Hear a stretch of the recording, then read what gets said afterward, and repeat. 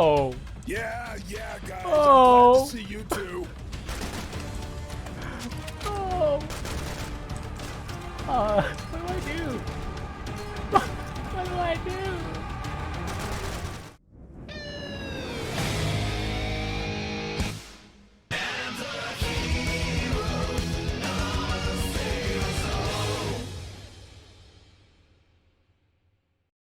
You have no idea how ecstatic I am to be talking about this right now. I'll be honest and say I was a bit of a Serious Sam doomer. For context, in case some people might not know, Serious Sam 4 was mired in development hell. They tried so much weird shit over its development that it ended up in them making an entirely new game with the Talos principle. When that game was getting ready for release, the press copies that were sent ended up being so much worse than the release version in terms of bugs and performance that it already left a sour taste. And this also says a lot because the release version was very much not good, but at least it wasn't as borderline unplayable at times with AI breaking and other similar bugs. But it is worth mentioning on that note that at the moment Siberian Mayhem largely suffers the same issues that 4 currently does. I found that it ran a little better, but when shit got hectic towards the end, my FPS drained faster than my health. My 5600X and RTX 3060 couldn't really keep this game running at a perfect 60 on Ultra, which, considering how this game looks, probably should not be the case. So I ended up having to turn my graphics down to medium for this, and it ended up running fairly fine after that.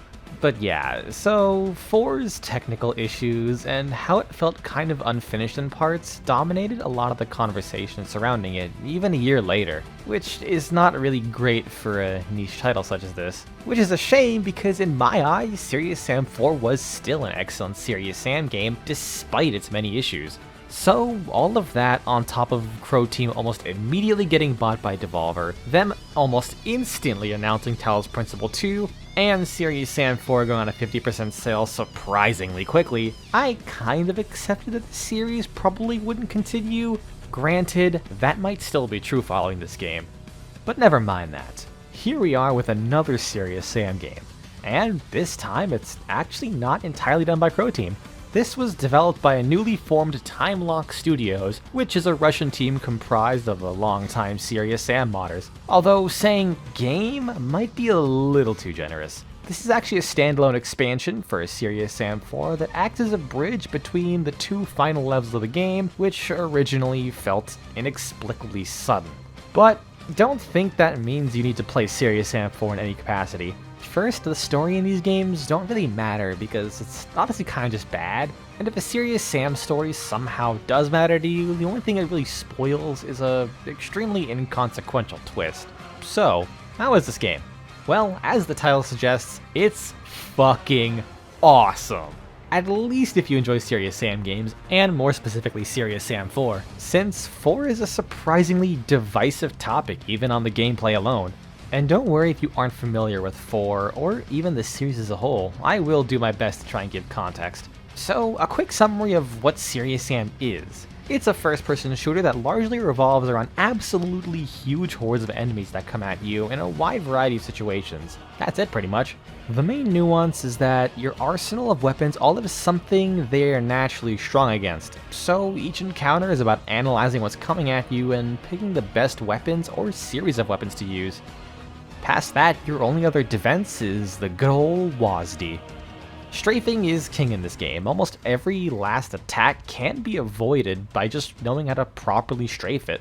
So when push comes to shove later in these games and they get extremely hectic, it almost starts to feel like a bullet hell at times. But because it's so simple, what really makes a good Serious Sam game? Well, I would say it's primarily the levels and enemy encounters. Since the core principles of Sam are so simple, you have nothing but your gun and movement keys to work with on your end, it's carried almost entirely by how engaging it is to fight all the various pairings of enemies and the different environments you're put in. This is one thing Serious Sam Siberian Mayhem does pretty well and better than the previous entries, but I'll admit encounter design is something that's extremely specific and a pretty subjective topic that is way above my head to try and go in depth on, so I'll largely be focused around the level design. So between Serious Sam 3, its DLC, and 4, the majority of the games admittedly have been a lot of flat kill boxes with occasional barricades in the way. Siberian Mayhem, on the other hand, introduces you to a wide variety of scenarios on top of the classic big open kill boxes that really help spice things up. You'll have plenty of narrow spaces where you actually have to fight for every last scrap of free space you can, areas that heavily utilize high up enemies as long range suppressive fire while you deal with a horde in front of you, or even a few situations where you can use different elevations to your advantage. But probably the most interesting part of the levels is that they bring back a concept largely forgotten by modern SAMs: gimmicks. In the classics, you never really know what you'd see next. They were a complete mess of ideas in the best way possible. Mechanics could very well change from room to room, where suddenly the entire floor is bouncy, another room will straight up kill you if you look left or right, and another will occasionally fade the room to black while you have to deal with an entire horde of enemies. This is another thing that just disappeared from the modern SAM games. They rarely tried anything weird by comparison. Serious Sam 3 had a couple parts, especially early on, and with the DLC really picking this up, but in 4, this was pretty much absent outside of 2 instances where you have to ride a giant combine through enemies, and the mech sections, which both of these were kind of a slog and not really interesting. So Siberian Mayhem actually decided to return to Serious Sam's roots and offer quite a few memorable situations. These are mainly offered by side quests, which is one idea I actually really liked, since side quests were basically just normal, if slightly harder optional encounters in 4. They tried their hardest to make these side quests different in some way, either taking you to a completely new area, or having some gag or gimmick that comes out of left field. One of my favorite side quests is this small abandoned town in the middle of a huge open tundra. Someone has a missing child poster asking for help, so you check it out. But the town looks like it was taken over by a demon cult with animal bodies on the floor. The town looks torn down with overgrown houses, and there's just skull banners everywhere. This area even has its own music, despite normally each area having only one set of music to go with it. So you'll find this girl in the only standing house left, and she asks you to retrieve a doll before she'll let you in. So you do just that. You go through some normal enemy encounters, which are actually themed to this area because you'll only see skeletons, mummies, vampires, and witch brides thrown at you, and you eventually make it to this frozen lake where you retrieve the doll, only for a spell to affect this place, causing you to be trapped in a tornado that grows more and more intense as you fight off tons of enemies surrounding at you from all sides, with ice physics on everyone. I can understand why the last few words might rub some people the wrong way, but in action, this encounter is just nothing but pure unfiltered chaos to juxtapose the normally very consistent mechanics of this game. Plus, it can also be a callback to the end of the second encounter, which has the same mechanic used, so it also wins some fan service points for me. So once you take care of that, you'll find out that the girl is actually fucking dead, and her spirit is now able to leave since you returned her doll. So for your troubles, you get a vape, some healing tools, and then you go right back into the completely open Russian wilderness as if nothing happened. There's quite a few of these types of fights in this game, namely in the side quests, and they're such a welcome return. They even managed to bring back gimmicks from 4 and do it much better, like the mech sections. In Siberian Mayhem, your mech is much faster, can actually take a beating, and you aren't fighting in giant hallways. And the mention of ice physics also leads into another thing this game does really well with its level in places, and it's actually something Serious Sam hasn't done too much. Environments actually kind of matter in a few places, like way more than usual. A number of areas have all sorts of elevation changes that you can actually kind of abuse to get some distance on the enemies. Sometimes there will be explosives and other hazards around that you can use to your advantage, or at least make sure you don't get stuck in yourself. Granted, it's largely just slippery ice and explosives, with the latter going away after about 2 stages when you actually expand your arsenal, but it's just a cool extra layer of mind games that you normally go through when you play these games on harder difficulties. And man, this game is batshit insane on higher difficulties. For reference, I play on Serious as my preferred way because I love learning and perfecting a strategy when I have next to no leeway to make mistakes. The lightest tap a single enemy will do on this difficulty is 30 damage, and you can rest assured knowing this game has way more than just one enemy. Many regularly occurring enemies can straight up two-shot you if you have no armor, so you really need to be on top of things to survive when shit hits the fan. Also, I do this without using gadgets or dual wielding because I'm a filthy purist, and I'll get into why later. Well, mostly. This game actually got me to use a couple gadgets because of how brutal it was at times. And my god, that is exactly how I love my Sam. From what I've seen, this game can be beaten in around 4 to 5 hours, which can be fairly short for some for a $20 price tag. But for me, it took me almost 11 hours. It took me almost as long to beat this expansion than it took me to beat 4, which took me about 16 hours. And that's just because the encounters were so hard that I'd sometimes be stuck on an encounter for upwards of an hour.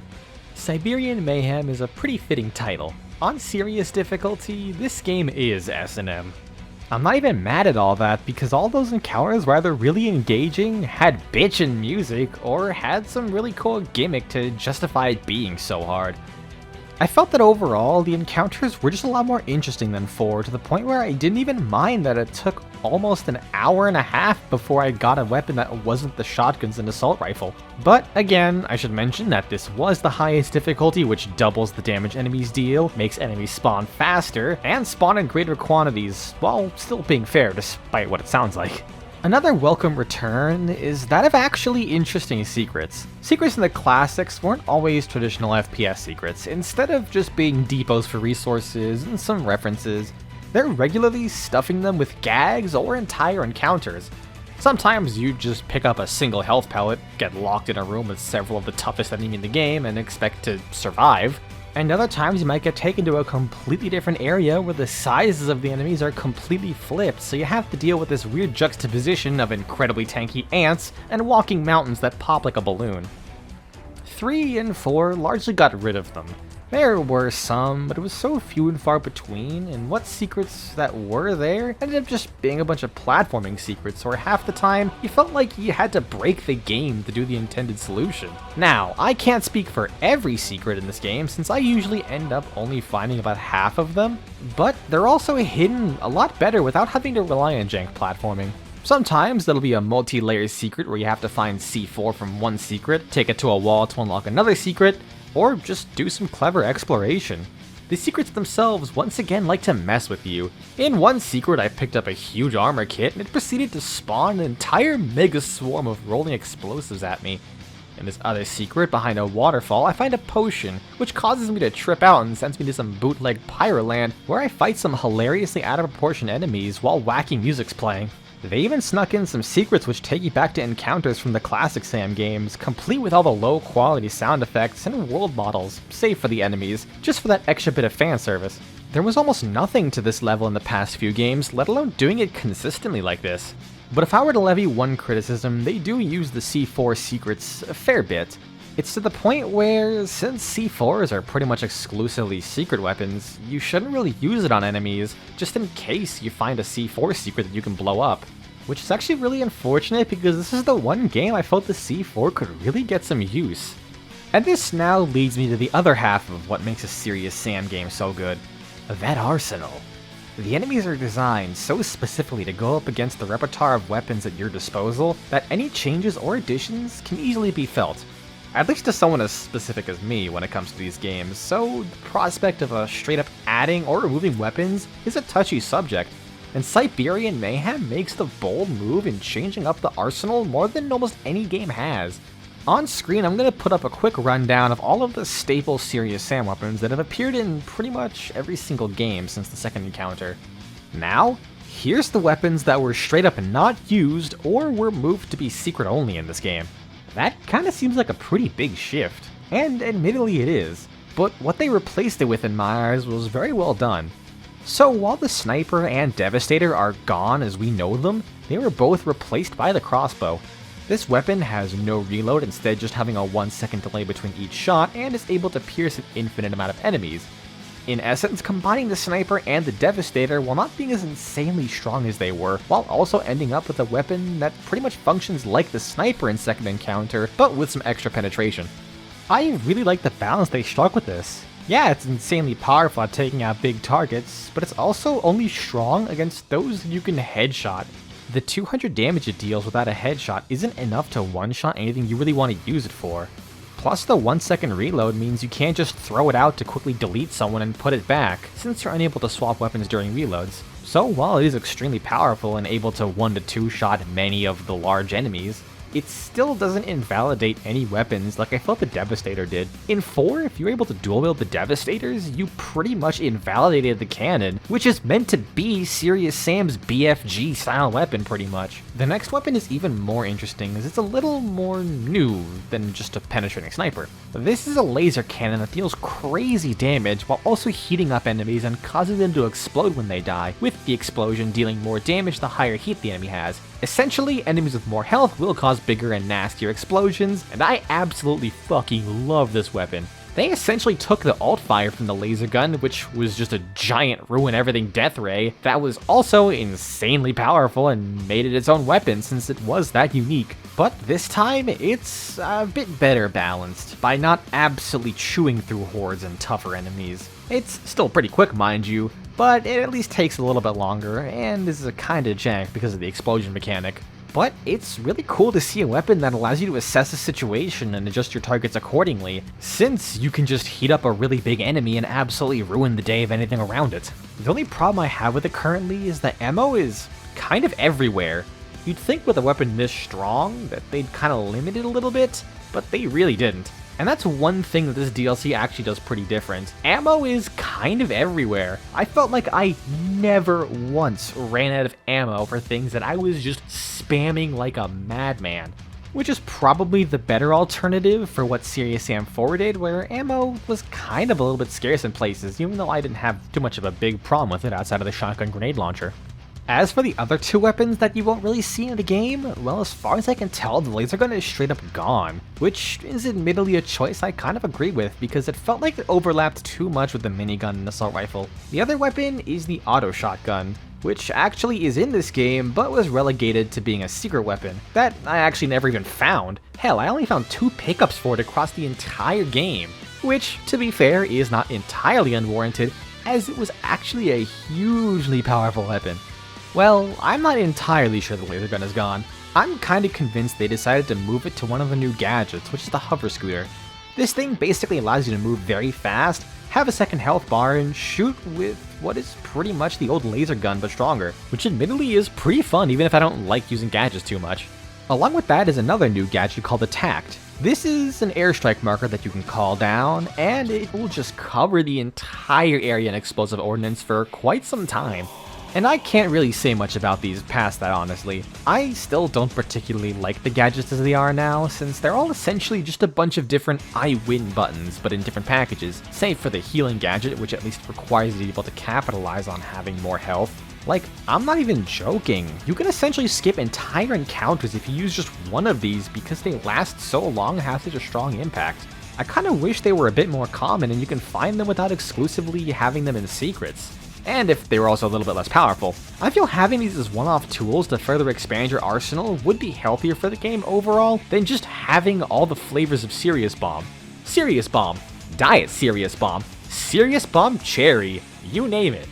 So now I'm going to talk about the enemies, since they kind of go hand in hand with your arsenal.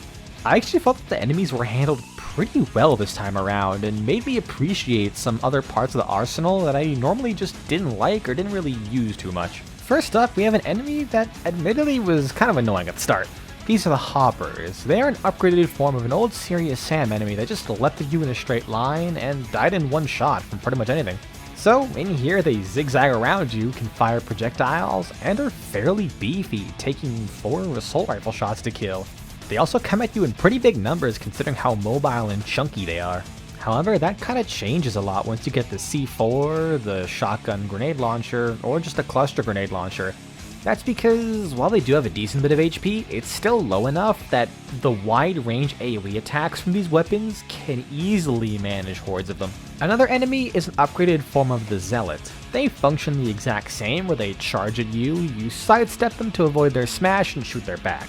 But this time, their shields make them immune to all damage from the front, even explosives, but they can still be headshotted with the crossbow. This is another instance where I started using the grenade launcher and wish I had C4 on me, because the indirect damage really helped soften them up or even outright kill them to make them a lot more manageable.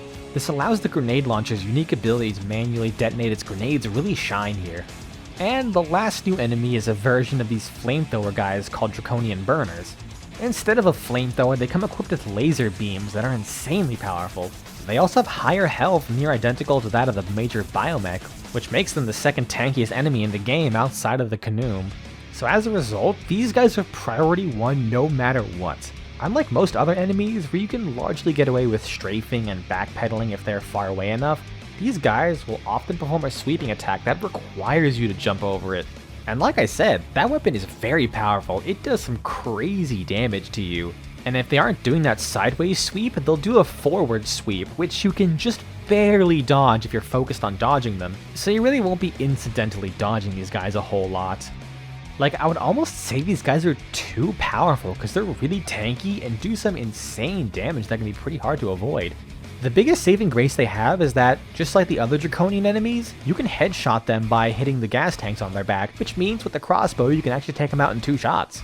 And you better get good at taking care of those guys in this game because they use them a lot. So yeah, overall, I actually really enjoyed the new enemies they added to varying degrees. I do feel like the hoppers are just a little too hoppy. And without explosives, they can really be annoying to fight because of the sheer speed and aggression. And the Draconian Burners are perhaps a little too much. I'm not really sure what they could change on them, but probably making them less almost dead silent would be a big step up. So that's really the bulk of what I had to say. The encounters are pretty creative, a step up from 4, while also adding some twists like the classics. Side quests are almost all incredibly memorable because of the gimmicks they provide, and they make some pretty ballsy but really good changes to the arsenal, which I feel make everything fresh and better balanced. But there's a few other things I do want to commend Timelock for as well. They did a really good job when it came to improving some of the ideas that 4 had, namely those big open world areas.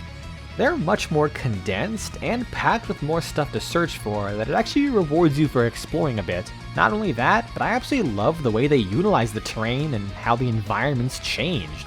In the 3rd level, you leave the refinery only for you to enter an open white snowfield. I thought, oh, great, more snow. But lo and behold, just past this main area, you drive up a hill, and once you reach the top, you see the entirety of the next area just laid out right in front of you as the snow dissipates and you start to encounter more lush green fields at the bottom of this huge hill. And they also start to introduce more weather effects here and there, which is actually something Serious Sam doesn't really do. Another similar moment is done with hills, but in reverse. That clip I showed at the start was another great use of the terrain and a huge open space, just to show you the abject terror that lays before you with all these kamikaze. This actually isn't the first time the Serious Sam has used a hill to hide kamikazes running at you, but Siberian Mayhem managed to take it up to 11 here. Also, while the cutscene animations are pretty jank and not that great, I gotta admit, they pull off some really nice shots here and there. I never thought I'd say this, but the cinematography in a Serious Sam game was actually good at a few points. That's fucking weird, man.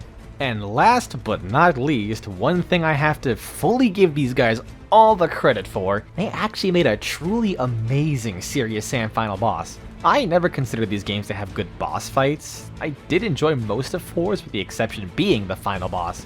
But this final boss delivers in every way, and not just in the gameplay department, but that goddamn music too.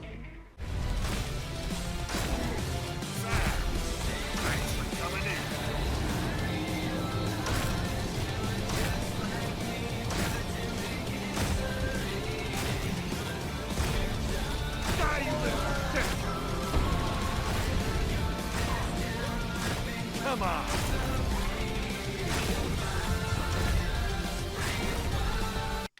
Oh, hold on, sorry. I got the wrong game for a second. Here.